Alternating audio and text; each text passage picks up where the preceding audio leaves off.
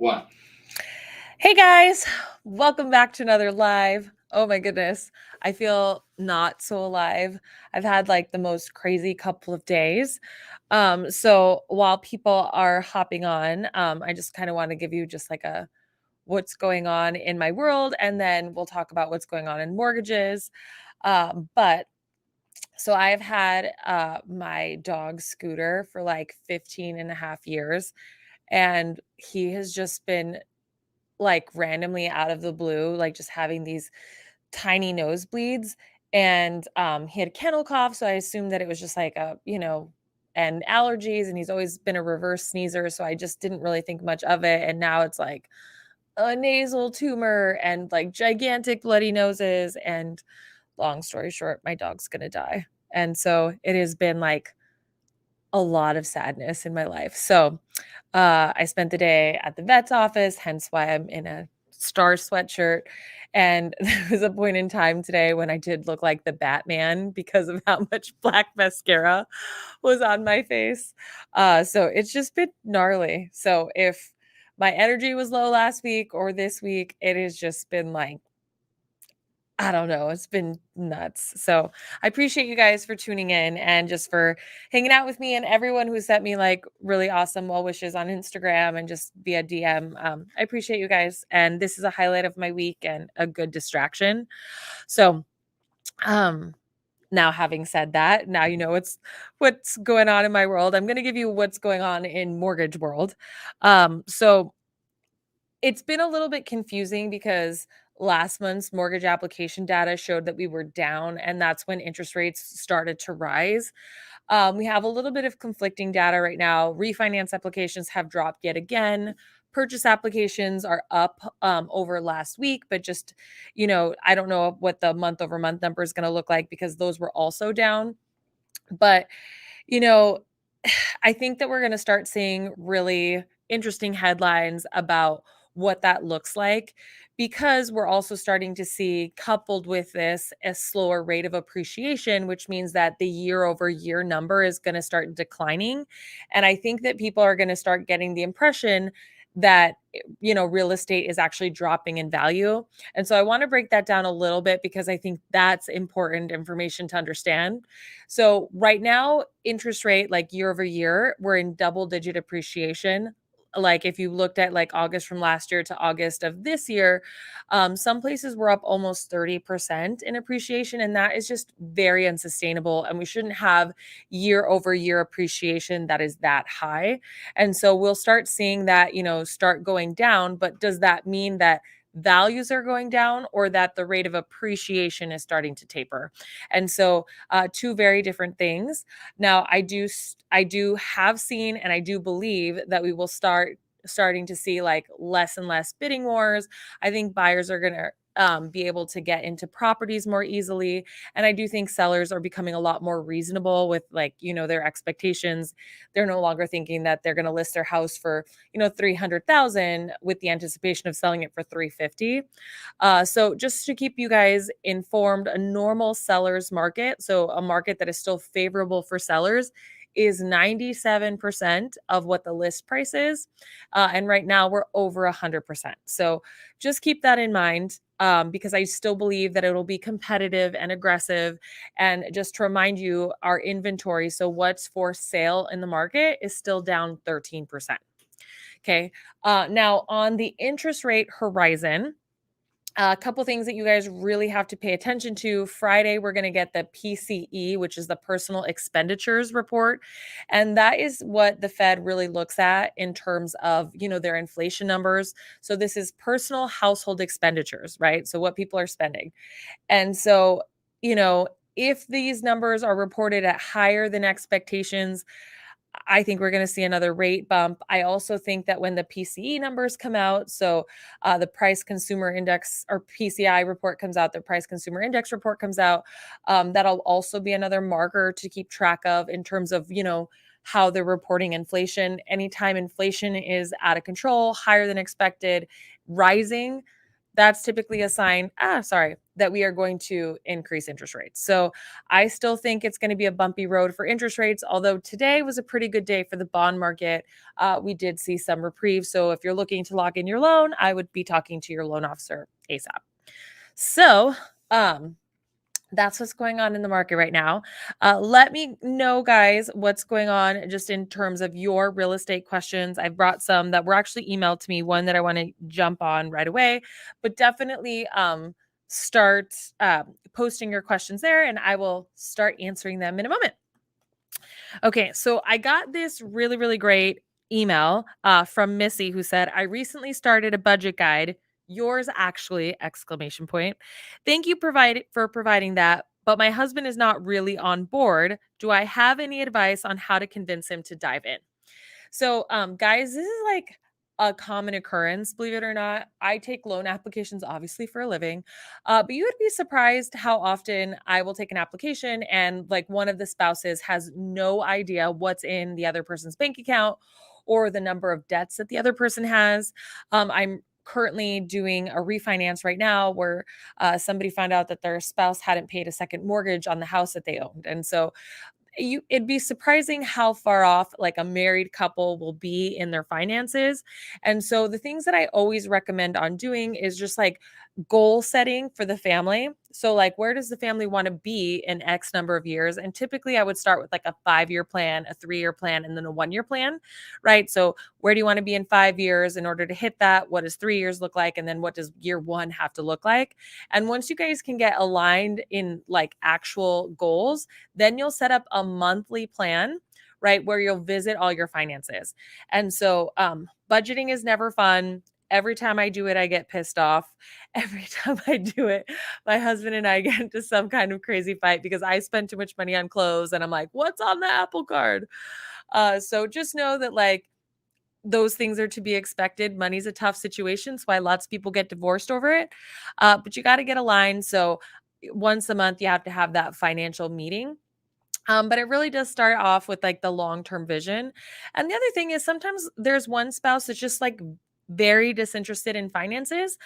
If they're okay with you handling all of the finances, you can do that on your own and then just maybe give that person a spending allotment, right? Lots of couples do that too. And it doesn't create friction. You just have to be willing to be the one that steps up and takes charge with finances. So I love you for messaging on that. If you want to, set up an offline call, I'd be happy to do it too, Missy. But I appreciate the email and it's awesome that you downloaded the budget guide. Okay, so let's see here. So, oh, hey, AW, sorry to hear that, Liz. Thank you. I appreciate it. Rod and Laura, thank you guys so much. Appreciate you guys. Hello, Shadow Llama. Um, so let's see. Christian Andrews. So house appraised for 15,000 above the accepted offer. That's awesome. You're walking straight up into equity. When should we have expected to lock in my interest? Oh, when should I expect to have my interest rate locked in? Um, so honestly, I would have expected that you would have locked in your interest rate already, especially if the appraisal is already back. But it really depends on your close of escrow. Lots of banks like to wait till you're like within 30 days. So I am surprised that you aren't, but let me know when your close of escrow is. Honestly, I'd like to know more details on that. And then, honestly, if you are not locked in, I would call your loan officer immediately because today was a pretty good bond day and we should have some good pricing tomorrow. Okay, so AW says, do you think it's likely sometime under this president's reign that we'll see a first time homebuyers program targeted at younger folks, millennials? I mean, he talked about it a lot during his campaign, and it was definitely brought up in legislation earlier, in the first 2 quarters. We haven't heard anything though about it since. I do think that his focus is on affordable housing, which will impact a lot of millennials because millennials, believe it or not, are on the lower end of the income train for some reason. And so, I do think that there'll be some programs that are aimed at millennials, but honestly, very little has been said and done in terms of legislation, but I will keep my eyes out on it and I will let you know as soon as possible. Okay. Olga says, locked in at 3.25. Is that a good deal? It really just depends on your credit situation, your loan to value, your occupancy, but I would not say that a rate in the low threes right now is unreasonable. Okay. So Christian says closing is in December 13th as of right now. Yeah, I would say you should definitely lock in. They probably hadn't locked you in yet because it wasn't within 30 days, but definitely talk to them. You can get a 45-day lock, and it's definitely worth it to make sure that you're securing in interest rates because I do think that the next couple of weeks will be volatile just because I think there's going to be so much news. So here's what's happening next month, guys, and really pay attention to this. Next month is when they said they were going to start tapering. Okay. Now the market has already priced in a lot of that anticipated, reaction, right? So once they said that they were going to start tapering, in November, we already started seeing interest rates rise. Lots of banks were quoting interest rates in the mid to high twos, and now we're in the low threes. So you would see that. You've already seen that priced in.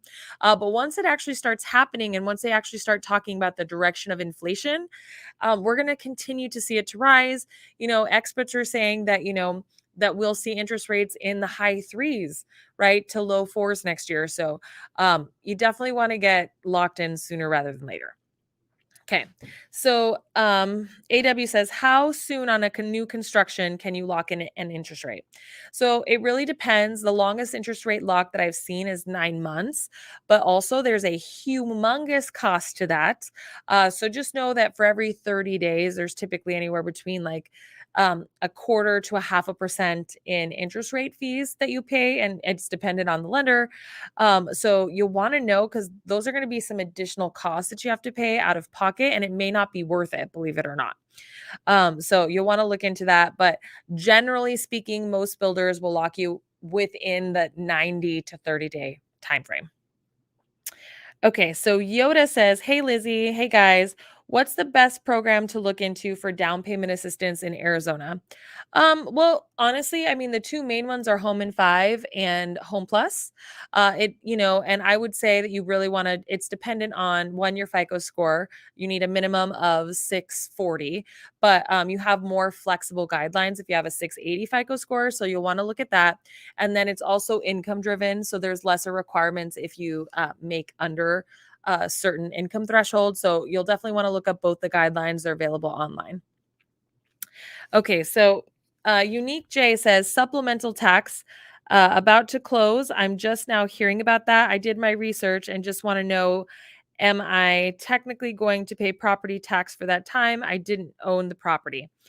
Okay, so what happened and Unique J, are you buying in Arizona? Let's just clarify because taxes work differently in every single state. But let's assume that you are buying in Arizona for those people who are buying in Arizona.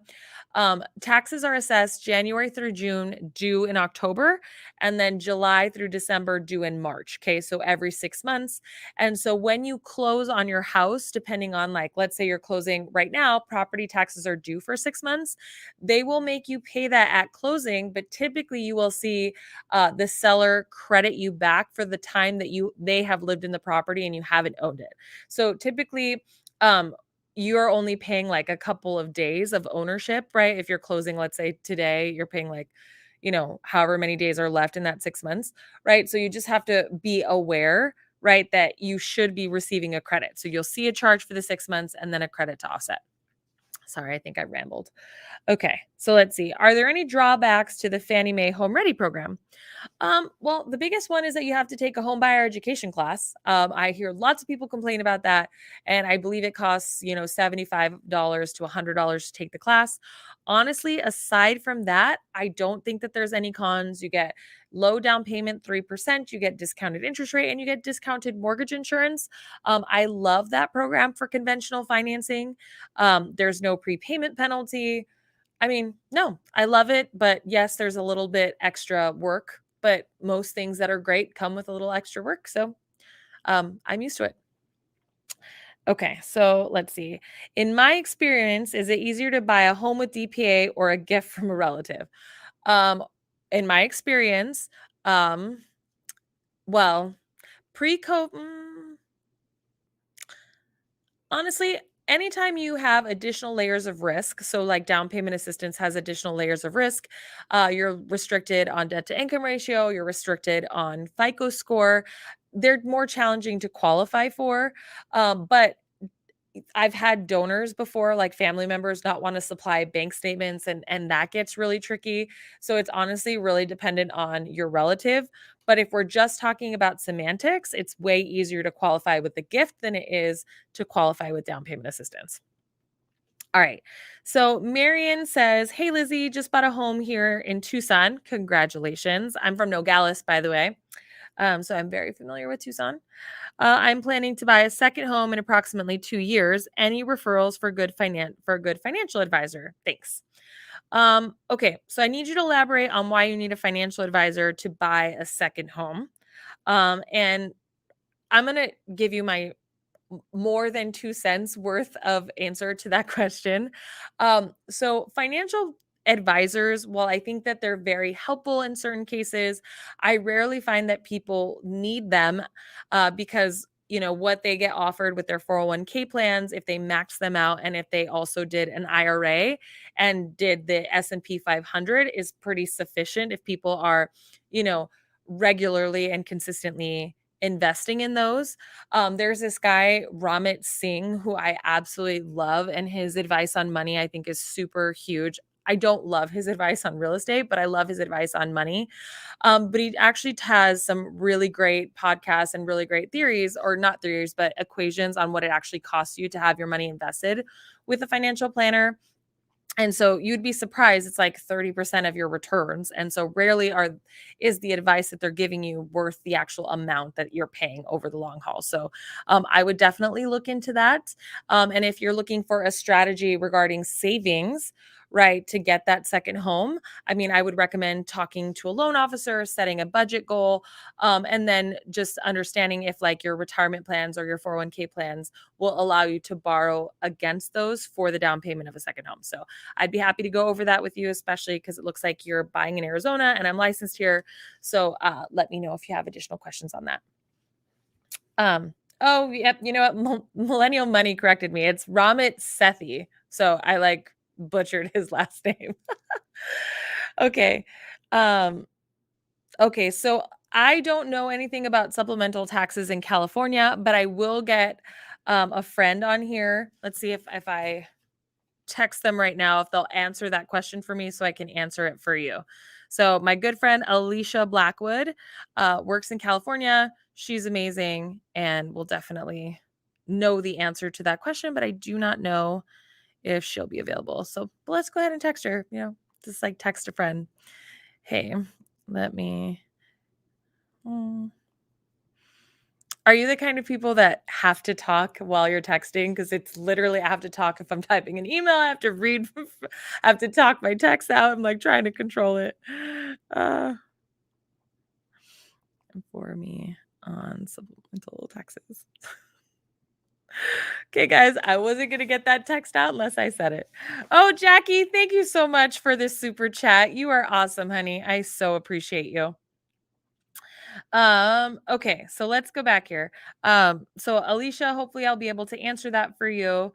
Jackie, did you have a question, honey? I'd love to be able to answer it for you. Oh, and Danielle, you made it, girlfriend. So good to see you back on here.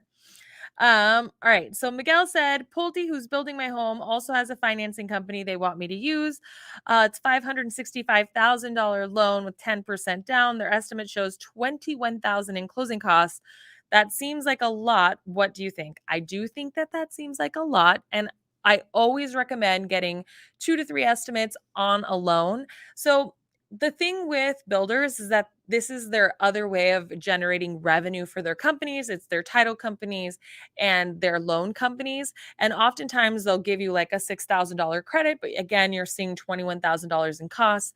And so, generally speaking, if you can get additional quotes, you might find some, especially in this market, where, even though you're not getting a lender credit or a seller credit, the closing costs are actually cheaper. I've seen this many times.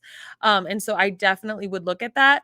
One other thing to maybe consider is maybe look at like what they're charging you for mortgage insurance because it is a 10% down loan. Are they looking to buy that out? Is there a reason for that? It does, just like at a glance, does seem high to me.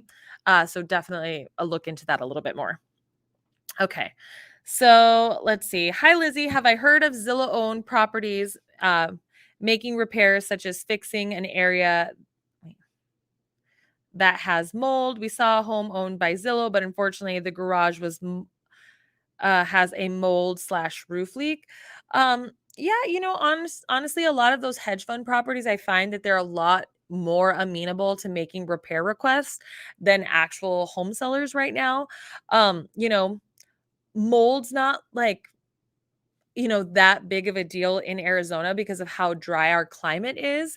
So depending on where you're living, Linda, and where you're purchasing, it might be a bigger deal, so you definitely want to check to see what kind of mold damage there is. And if there's a roof leak, just one more thing to add on to that. In addition to them fixing the mold stuff, you will have to have a roof cert that guarantees the roof conditioned for 2 years. Okay. Ooh, Alicia did respond to me. Let's see what she said. Okay. Hold on. Let's phone a friend. I'm just going to call her straight up because obviously we saw how bad I was at texting. Okay, so let me go back to that question. Hold on. Hi. Hey, honey. Okay, so I have you on my YouTube live right now. So I have you on speaker, and I have two gals who have questions about supplemental taxes in California. We don't do that in Arizona, so our taxes are done differently, but it says supplemental tax exclamation point about to close, and I'm just now hearing about that. I did my research and I just want to know, am I technically paying for property taxes for the time that I did not own the property? So what is that? What is supplemental tax, and does she have to pay it? Okay, you're not paying for time you didn't live in the property. What happens is at closing, the seller credits you for any future bills that they technically own the home for. So if you closed on a purchase today and it is October, the next bill that's due is December 10th, which is covering July 1st through December 30th. That's a 6-month period of time. So if the seller lived in the home up through now, at closing, the seller will credit you so that you get that money now. The new bank will collect enough at closing for the entire 6-month bill at the closing table. They will have that in your impound account, and they're prepared to pay it when the bill comes due. When the bill comes due, it's going to be based on the prior owner's tax rate, not your tax rate. So it's likely the bill will be lower than it's supposed to be. What's going to happen in about 8 months, 7 to 8 months, the tax assessor acknowledges your purchase, reassesses you, and sends you a bill for the gap between what the seller's amount was and what your new amount is supposed to be. The good news is that money is sitting in your impound account. If you call your lender, they're going to say that they're not going to pay it. All you have to do is get a supervisor on the phone to do the math, or your original loan officer who can call with you on three-way. And as long as you show them that there is enough money in the account, you technically can get them to pay it. Cool. Yes, and otherwise, if you pay it yourself, you will get a refund come January of the following year. Awesome, honey. Well, I appreciate you answering that. That was very thorough. And oh, by the way, should also be the start to your new YouTube channel. So I love it. Thank you so much. I have tons of California people on here. Just so you guys know, Zeke, could you put her name in the chat? Okay, it's Alicia Blackwood. So Stearman, Alicia Stearman. Nope. Alicia Stearman. Sorry, she got married recently, and I just have her in my phone as the wrong name. So we'll put her phone number in here too, guys, just in case you need it. Is that okay? Can I do that in case you get leads? Absolutely. Okay, awesome. She is amazing. She's like just like me, but in California. Okay, love you, babes. Appreciate you. Okay. Bye-bye. Okay. So good. Fun fact, I can phone a friend from another state, turns out. So I'll go ahead and put that on here. All right. So hopefully that was helpful for you guys. So that's another plus about buying in the state of Arizona, guys.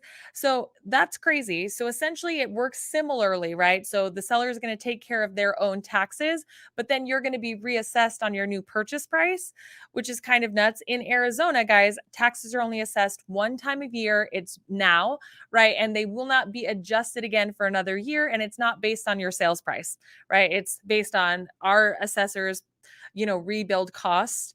And so it's nuts. That's why Arizona property taxes are so freaking low. And another reason why it's so affordable to buy in Arizona, another plug for buying in Arizona. Okay, let's see here. All right.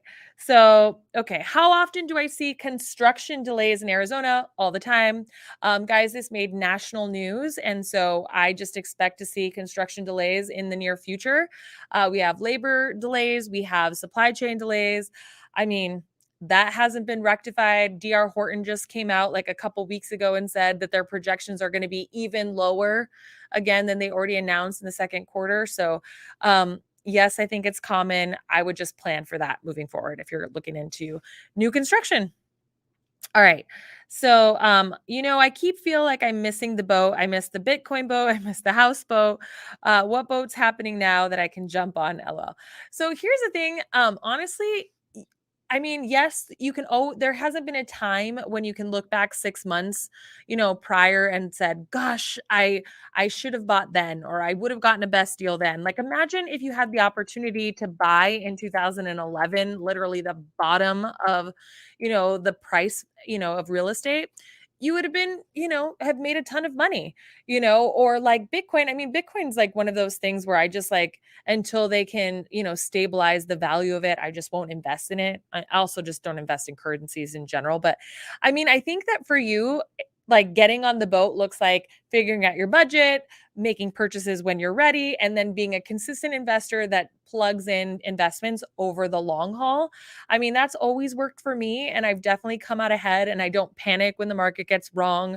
And I know that if I buy a piece of real estate, I plan on being there for 10 years. So if you're a structured investor and you understand what you're purchasing in and what your long-term vision is for your money, I think you can figure out the next boat to jump on. But it's doubtful that it's going to be like, what is it?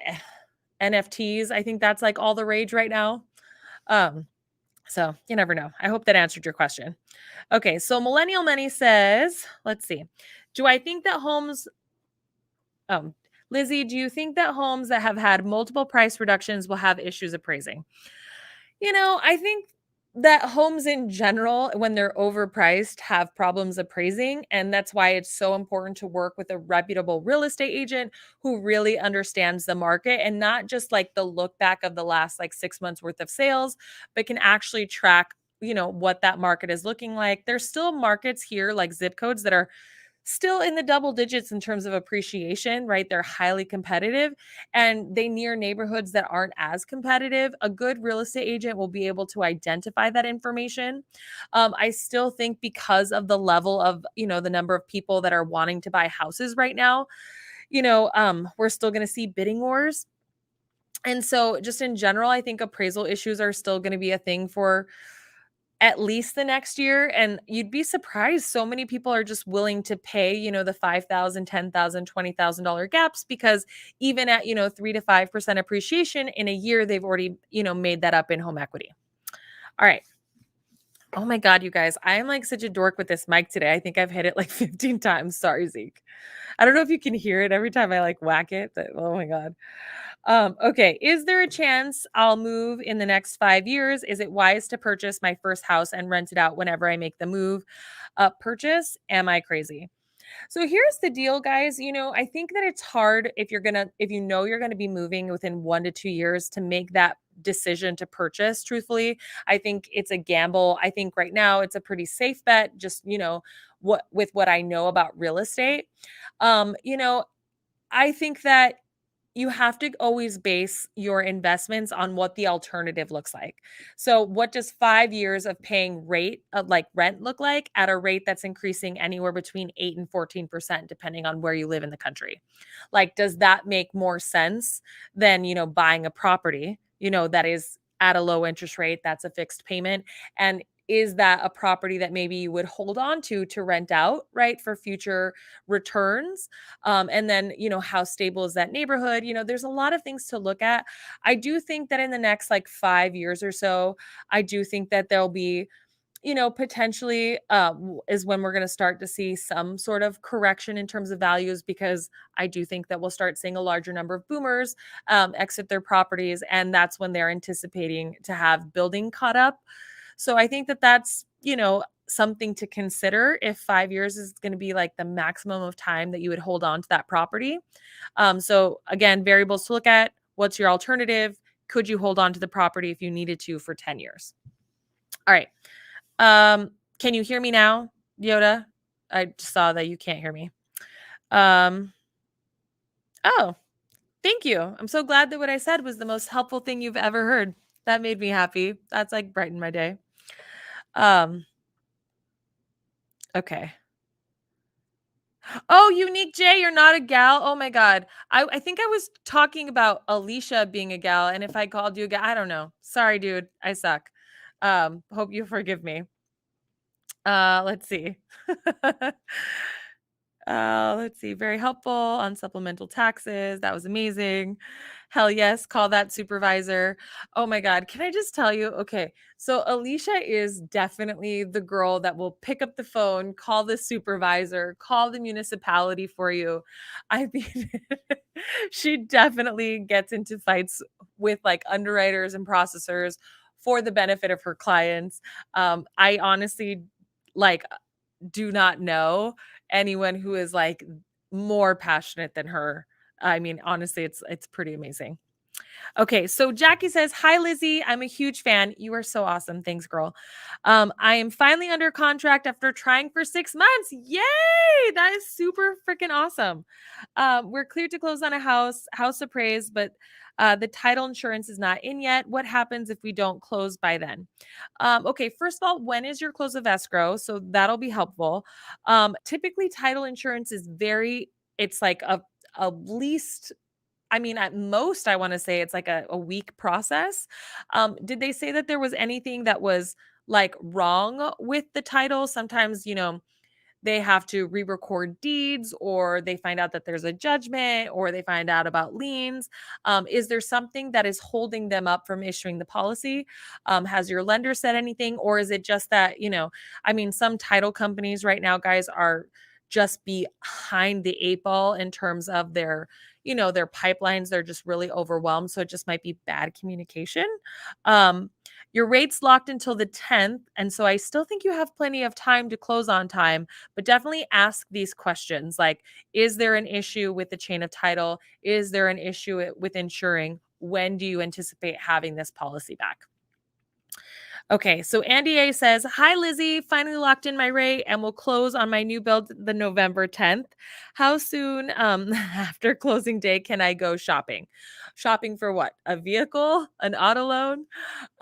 So ideally, you want to wait to purchase anything at all until after you have recorded. So that means that the house is officially recorded in your name, the funds have been sent from the mortgage company to your escrow company, and you have closed, right? So that is the ideal time.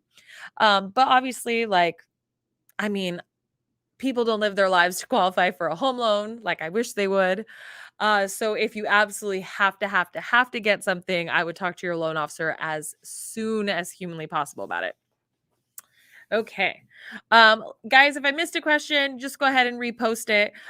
It was really hard for me to go up and down and I kind of got lost. So go ahead and repost it. I'm going to get to some of the emailed in questions. So Ruby asks, is it possible for the FHA loan limits will be going up? Yeah, guys, FHA loan limits more than likely will be going up. They're typically 65% of whatever the conforming loan limit is for conventional loans. So a lot of companies are anticipating, at least mine estimated that it was going to be 625,000.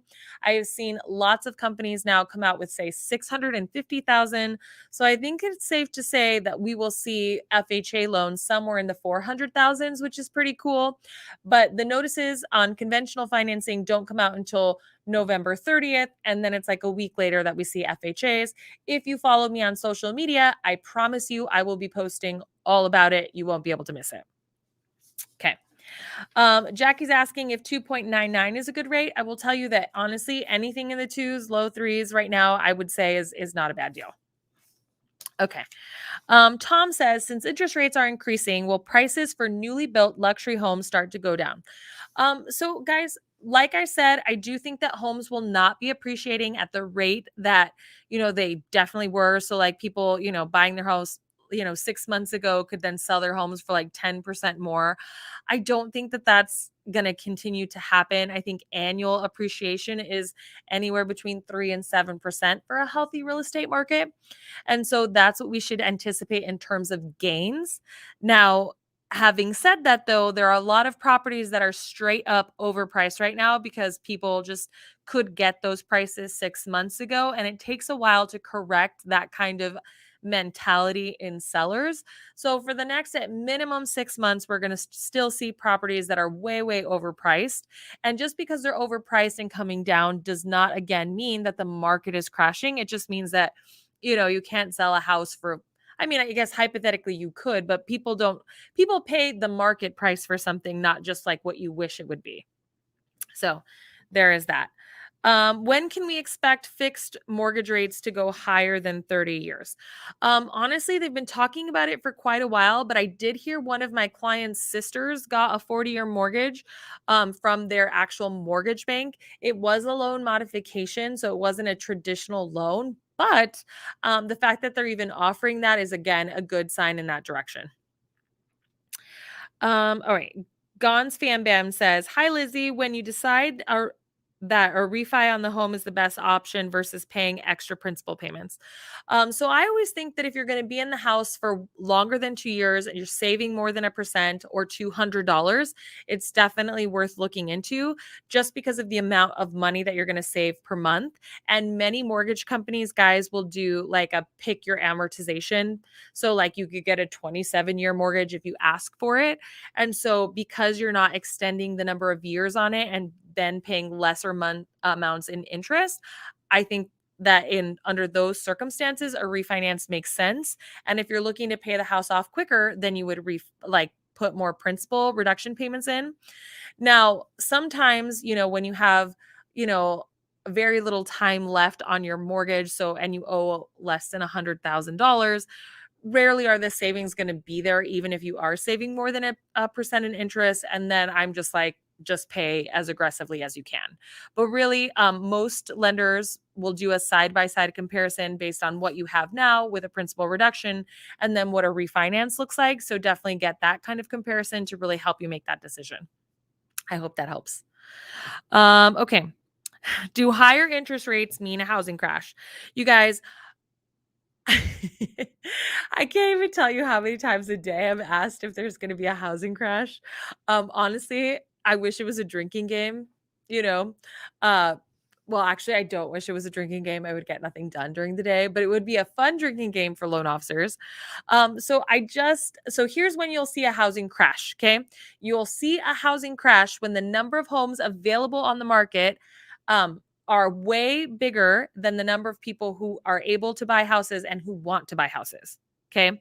So that is what happened in 2008 all the way to 2011, is just that the number of houses available did not meet the number of people that wanted to buy houses, right? And that could buy houses. So either you didn't qualify or you just were not interested in buying a house. So we're a long way away from that. So higher interest rates will make it harder for some people to buy. So just so you guys keep this in mind. So an interest rate increasing will raise somebody's payments in the range of like $100 to $160 a month and will take away somebody's buying power anywhere between it depends on like the type of program that they have, but like around like $35,000 in actual purchasing power, which could make the difference on the house that you want. And the longer you wait, obviously, house prices, I do believe, are still going to continue to rise. And I still think that interest rates will continue to rise.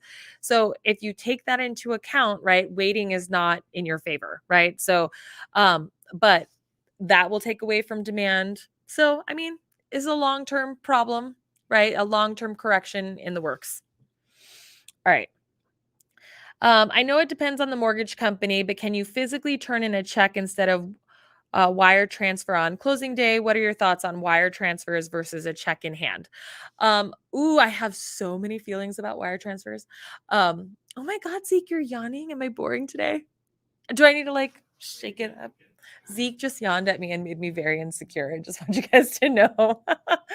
Okay, so here's the deal. You can always turn in a cashier's check, but if you're turning in a cashier's check, sometimes you have to deposit that a day before your actual closing date because not all title companies will register that as, you know, funds that they can use for that day. So it really depends on the actual title company, not the mortgage company. Wire transfers are the fastest way to get your funds to title, but there is a lot of wire fraud, guys, a ton of wire fraud. So things that you have to be aware of is one, never just get your wire instructions emailed to you. Always make sure that they come in a secured, protected, like password protected account, like that you have to log into to access them. Make sure that you've confirmed with somebody verbally over the phone that they have sent you and then confirm the instructions. And then just know that nobody will change those instructions via email or call. I had a client literally last month get me a text message and say, "Oh my God, the title agent is so pushy. She keeps asking me to wire my funds to title." And the thing is, I knew that we hadn't balanced yet. And I was like, that does not sound right. And I had her forward me all the emails and it looked so close to the actual email that it was. I'm like, you know what? This just doesn't sound right. Let's go ahead and make a call over to the title company and verify this. And she was like, no, I have not sent a request. They will never text message you for this information. And so my client was literally getting, trying to get defrauded to wire in her funds. And it happens all the time, guys. And it is rarely recoverable. So you really want to be aware of that. Oh my God, Javier is on here, guys. Oh, have my popcorn and chill ready. Sodium levels spiking. I'm getting ready to learn. Oh my goodness. What a good friend. What a good friend. And yeah. Do they not? Oh, I think they have unsalted popcorn and unsalted butter. I feel like you could do better on that sodium, man. I hope you feel better. Okay. Oh, Kristen's on here. Thanks, babes. Appreciate you. Okay. Wouldn't housing loans go to 40 years increase prices of houses since people buy on house payment and not price? Well, so here's the thing. The longer amortizations are what they're going to use to combat affordability. Right now, the median income is somewhere around like $79,000. And we've hit kind of that pinnacle of people's ability to afford the median home, right? So meaning that like half the houses are worth more than what the median person can afford and half the prices are worth less. And so because we're at that threshold, they are going to have to do something. Like in the past, we did shorter term ARMs. I think that it's rare that we repeat history in terms of, I don't think that that's going to be a direction that we focus on, especially because I've seen that short-term ARMs have just never really come back in pricing. So I think that the thing that they're going to look at is extending the terms, kind of like they've done on auto loans. So, I mean, it could, raise the home prices if that many more people were able to purchase and, it raised demand, right? And again, we have limited inventory. So hypothetically, that could happen. But honestly, I think that they're going to do that just to maintain the current levels. So I hope that helps. Okay. So my parents' house is very old, falling apart. They are too old to fix it and figure out anything online. Is there any way to finance this with a refinance or something? Let's see. I mean, hypothetically, you could do a refinance to pull cash out, right? To do repairs. It has to be in livable condition though. So, I mean, I've seen houses where we get an appraisal done and like the entire kitchen's torn out. So it really depends on the condition. There's also things as called renovation financing, but you will have to get bids from licensed contractors, and those contractors have to be willing to work with a renovation loan. And so, I mean, in general, it sounds like your parents might be a good candidate for selling to an investor and maybe just downsizing to a property that's more suited for their needs. So I hope that helps. Okay. Oh, Danielle, you're so funny. I love all your emojis. So Yomar says home applications that you're currently seeing are credit scores typically above 650. Guys, I see credit scores all the way down to like a 580 that qualify all the way to high 800s. I don't honestly think that there's like a median credit score that I'm used to seeing. Honestly, we deal with a lot of first time home buyers, and so I am used to seeing credit that's in the 600s. A lot of lenders, though, have made their minimum FICO requirement 640, so that's not super uncommon. But I mean, you can definitely qualify with a 650 FICO score. So I don't know what this was in reference to, so maybe elaborate on that, and I'd be happy to answer. Okay, so Henry asked me, sent me an email, said, "What do I say the biggest pros to not renting a home and buying one instead?" Okay, so it really honestly depends. I'm a lot different than a lot of real estate agents and a lot of loan officers on this, but I think that it really depends on your stage in life. So if you're on the younger side and you don't know if you're going to be living in your area for a long time, if you don't know you're going to be keeping your employment, if you're not married, if you have no children, I think you should definitely look into renting. And because a lot of life happens, I am somebody who bought a house very early on. I was 23 years old, and I would say that it ruined my 20s, honestly. And I say that looking back on it now. I mean, it caused me a ton of financial stress. I had to move 45 minutes away from all of my friends from work just to be able to buy something. And honestly, I think I would have just been happier if I had rented. But you also have to look at what the alternatives are. Are you going to actually be saving money? Is, in rents going up and up and up going to affect you? Right, in terms of your budget. And then you also have to look at the missed opportunity cost of just investing your money. Like, I have a client, his name is Chris Treefry. He's part of the CT brothers, if you look them up online.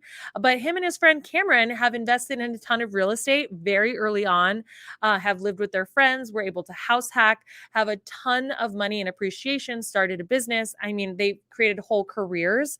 So, I hope that gives you like a full spectrum to answer that question. But I think the biggest things you have to consider are like, what would you be missing out on, if you rented versus bought? And then how much money would you be saving if you rented versus bought? And how much investment appreciation on real estate would you be, not gaining if you rented versus bought?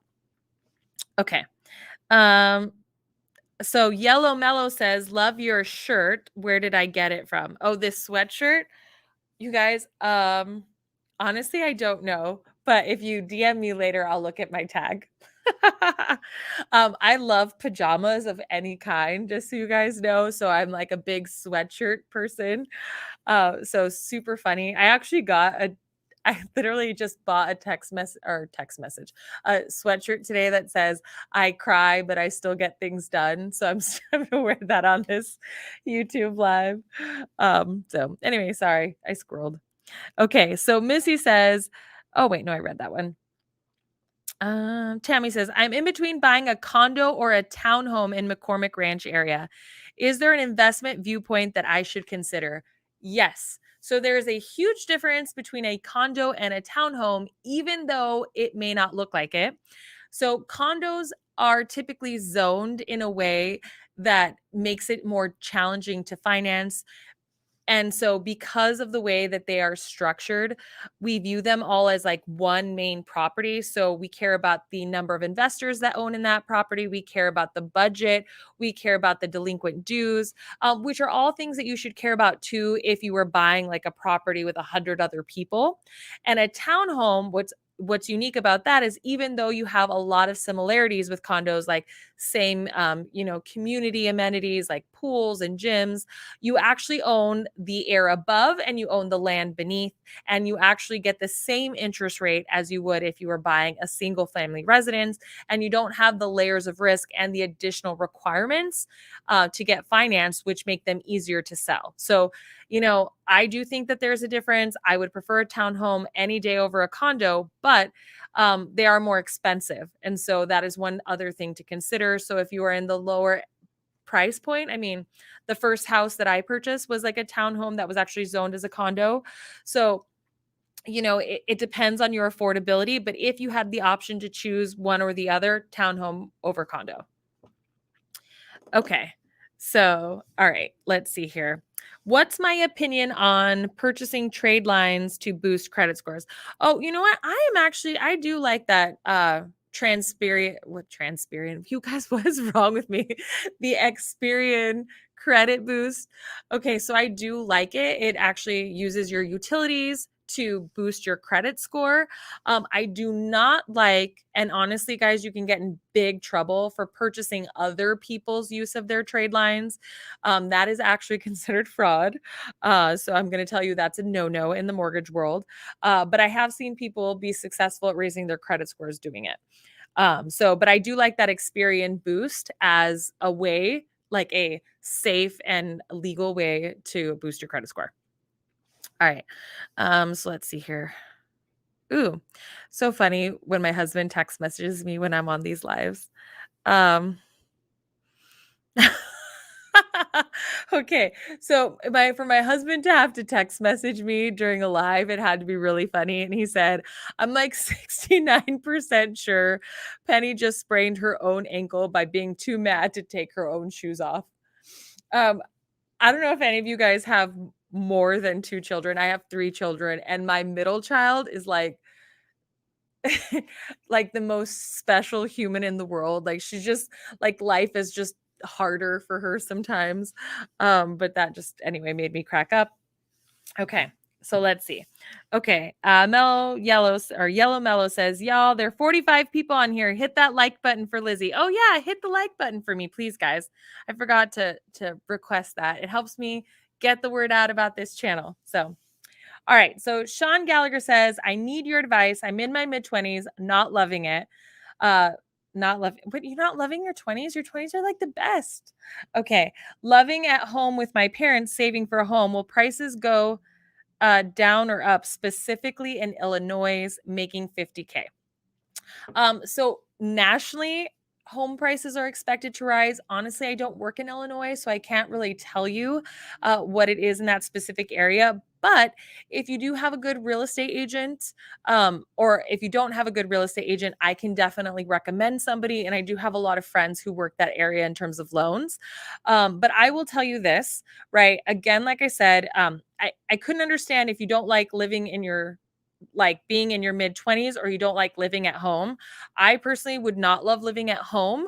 So, I would definitely be looking to get out of it. But if you can live with friends and you can afford to finance, which you can, making 50,000, assuming you have, minimal debt, why not buy and rent to a friend, right? Get the best of both worlds, right? Get some rental income, invest in a property that you plan on living in. I mean, it's better than paying rent, I think. But that being said, if you don't plan on living in Illinois, if you plan on relocating, if you plan on changing jobs, if you know that your marital, like your single status is going to be changing soon, you definitely want to weigh that in with your other life events. So I hope that helps, man. Um, but honestly, I hope you're living up your 20s. I need more details on why you don't like your 20s. I'm like very sad about this. Okay. AW says, what are my thoughts about building in the desert, long-term projections on water or any concerns? You guys, I have been getting asked this like more and more lately. And you know what's interesting? I have lived in Arizona my entire life. And water has never been that big of a topic in the news. Isn't that crazy? Sometimes they talk about the drought. This year we had a ton of rain. But it is not the topic like you would think it is. So honestly, I can't really answer that because I've personally not investigated it, but I can tell that it is a rising concern from people in other states moving here because literally in the last week, I've probably been asked 10 times. So unfortunately, I wish I could answer that question. As a native Arizonan, I've never been concerned about this. I know that we do get our water from the Colorado River. And I do know that we have like there's a lot of golf courses here, and the way that they've, designed them is to actually filter out, and clean out our water. So I know that we're reusing a lot of it. But aside from that, I suck. I have not I'm like a bad millennial. I haven't paid too much attention to like the water concerns of Arizona. Okay. Um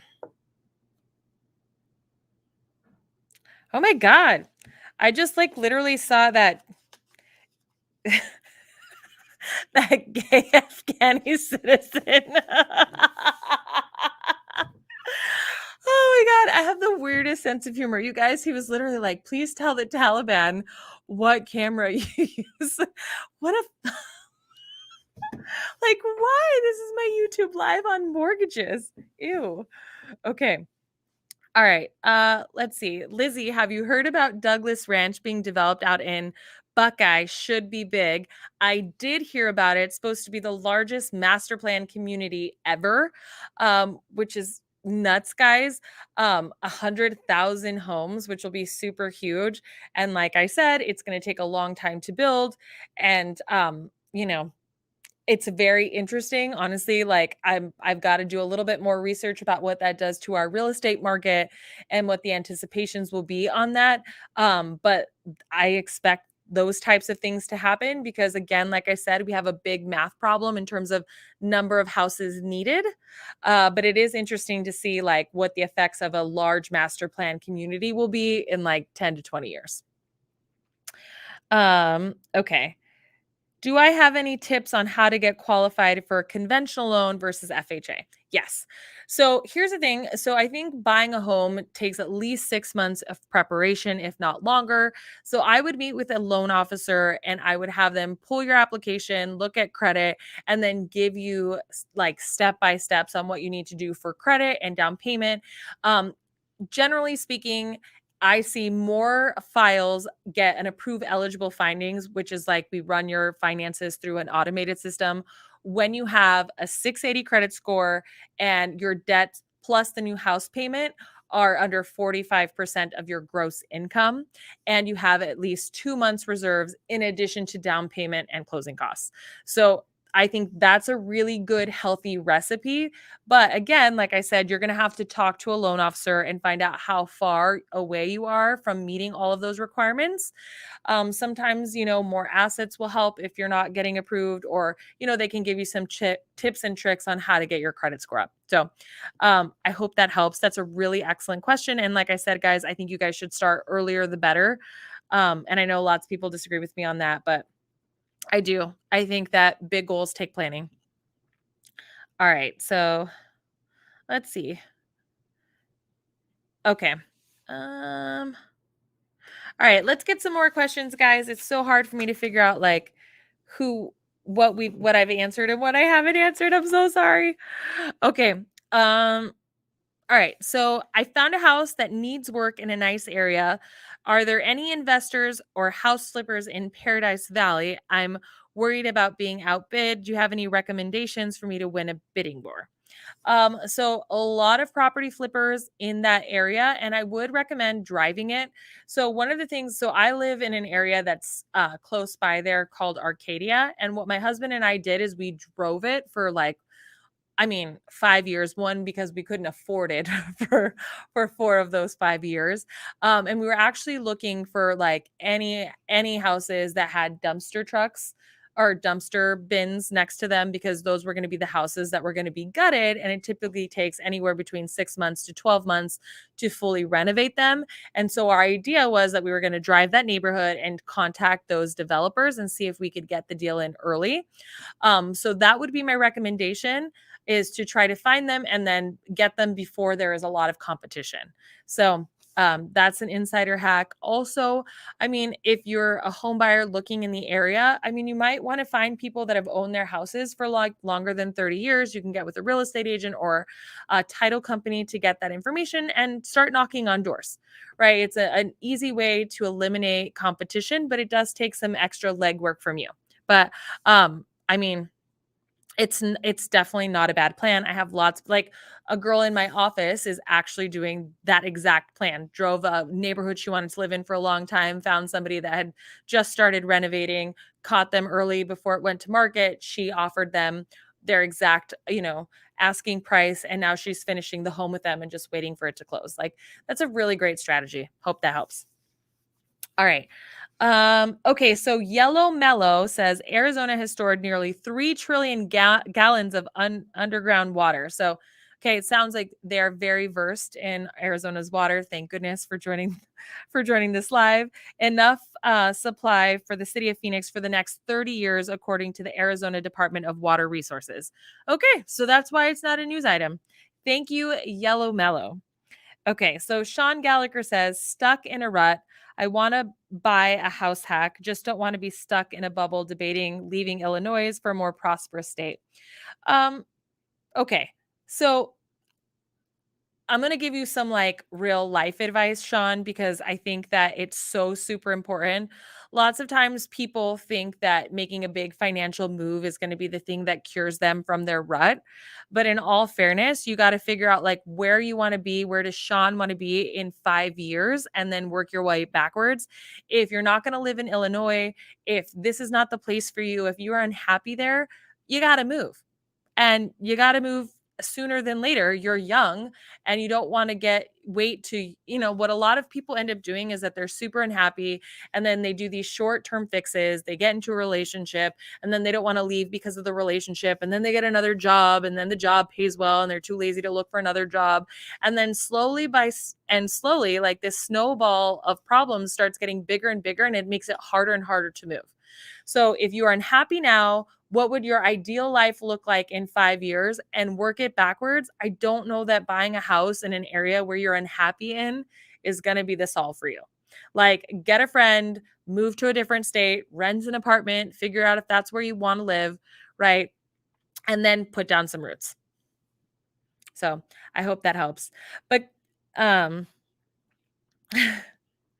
Ollie, yay. Yep. So, guys, remember the girl I just told you who was on my team buying the property in the neighborhood? Yep. She just is on this live. Her name's Alejandra. In case you guys have any questions, she's literally been like my right hand woman for like, God, almost for a long time, since 2014. So 7 years. So I love her to death. She's a wealth of knowledge too. And if you can't reach me, you should try to reach her. So awesome, guys. So we just hit the top of the hour. I so appreciate you guys. Thank you for tuning in. Don't forget to like this live, like the channel, subscribe, and tune in for another money tip and live video in your future.